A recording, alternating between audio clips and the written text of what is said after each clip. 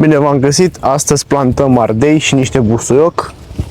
Le combin pentru că busuiocul e o plantă care alungă dăunătorii. Am aici sacul din geotextil pe care îl întind. Torn ușor. Vin cu un pământ, o turbă de cocos, un substrat de afânare.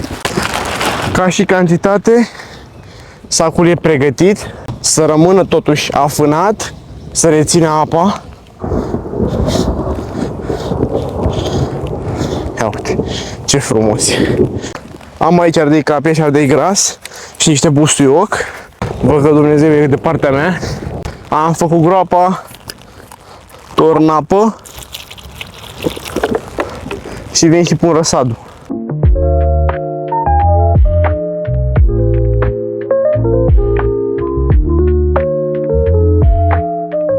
Ca și distanță 20-25 de centimetri, ca înrădăcinare au destul spațiu, ud la fiecare pe pământul din ghiveciul de la răsad, unde are rădăcinile.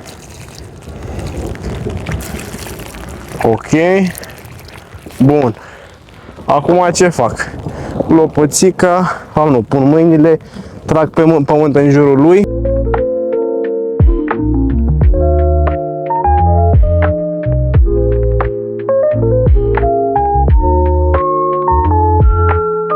Așa arată grădina mea acum. Am un sac de roșii, un sac de ardei și un sac combinat cu roșii și ardei. Printre ele am plantat și busuioc. Abia aștept să plantez vinete, castraveți, dovlecel și țelină.